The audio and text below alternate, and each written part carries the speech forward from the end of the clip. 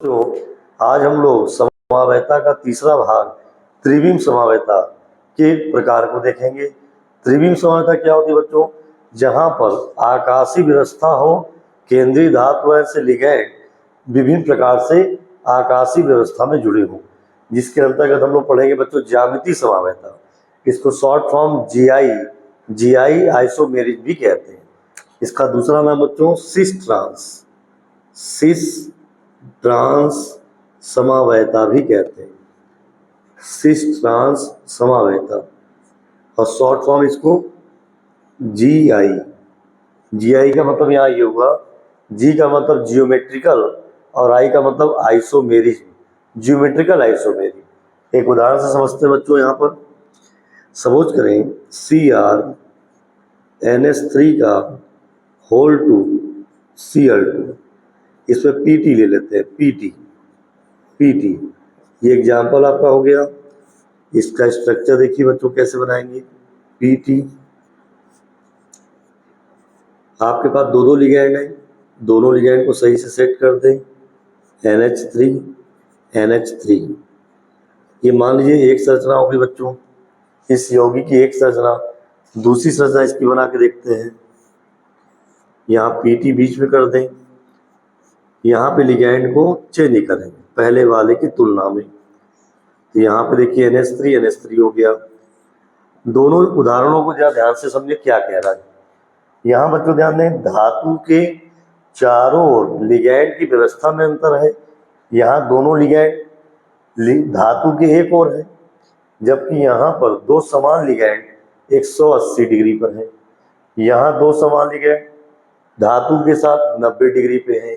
जब दो समान लिगैंड केंद्रीय धातु के साथ 90 डिग्री का कोण बनाए तब बच्चों कौन सा रूप होता है? सिस रूप। उसे सिस रूप कहते हैं।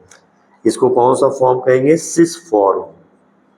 सिस फॉर्म का तात्पर्य ये हुआ जहां पर दो समान लिगैंड केंद्रीय धातु आयन के साथ 90 डिग्री का कोण बनाते हो। जब दो समान लिगैंड केंद्रीय धातु आयन के साथ 180 डिग्री का कोण बनाते हैं तब बच्चों कौन सा रूप होता है? ट्रांस रूप, ट्रांसफॉर्म। तो परिभाषा को एक बार ध्यान दें। किसे कहते हैं ज्यामितीय समावयवता? जब किसी संकुल यौगिक में केंद्रीय धातु आयन के चारों ओर लिगैंडों की जुड़ने की व्यवस्था में अंतर हो तब ज्यामितीय समावयवता उत्पन्न होती है। एक बार परिभाषा को फिर से सुन लें। जब किसी संकुल यौगिक में केंद्रीय धातु आयन के चारों ओर लिगैंडों की जुड़ने की व्यवस्था में अंतर हो तब ज्यामितीय समावयवता उत्पन्न होती है।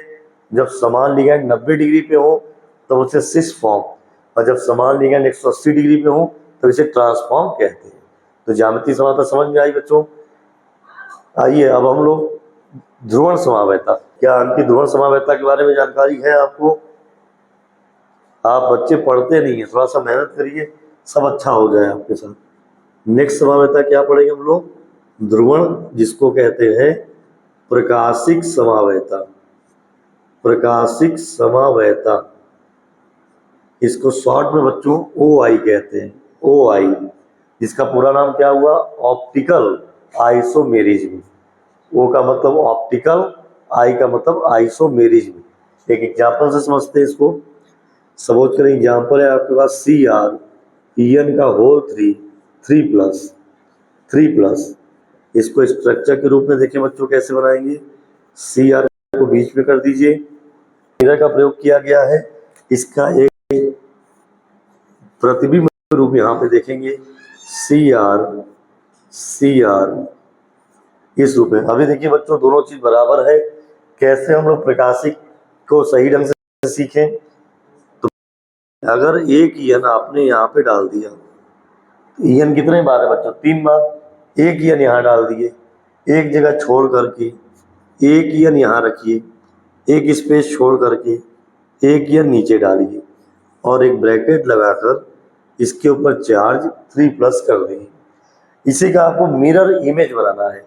तो मिरर इमेज जस्ट इसका उल्टा होगा, इसका प्रतिरूप। तो ये उलट जाएगी वैल्यू। जैसे यहाँ पर EN होंगे, यहाँ पर भी EN होगा और ये भी यहाँ पर EN होगा, और यहाँ पर संकुल में बच्चों क्या कर देंगे? 3+। आइए परिभाषा देखते हैं। क्योंकि बच्चों इसमें लिगेंड ऐसा लग रहा है क्लॉकवाइज रोटेट कर रहे हैं, क्लॉकवाइज, इसको कहते हैं D plus form, D plus form. और यहाँ देखिए एंटी क्लॉकवाइज रोटेट कर रहे हैं, इसको कहते हैं एल माइनस फॉर्म। इसमें दो रूप होते हैं, हम लोग जीआई में क्या पढ़े थे, सिस और ट्रांस, और ध्रुवण की क्या खासियत है, डी प्लस और एल माइनस। इसकी परिभाषा ये है बच्चों, वे समावयवी जो समतल ध्रुवित प्रकाश के तल को दाईं ओर या बाईं ओर समान मात्रा में घुमाते हैं, वे एक दूसरे के ध्रुवण समावयवी कहलाते हैं, और यह घटना ध्रुवण समावयता कहलाती है। एक बार परिभाषा को फिर से ध्यान दे, क्या कह रहे हैं, वे समावयवी जो समतल ध्रुवित प्रकाश के तल को दाईं ओर या बाईं ओर समान मात्रा में घुमाते हैं, वे एक दूसरे के ध्रुवण समावयवी कहलाते हैं, और यह घटना ध्रुवण समावयता कहलाती है।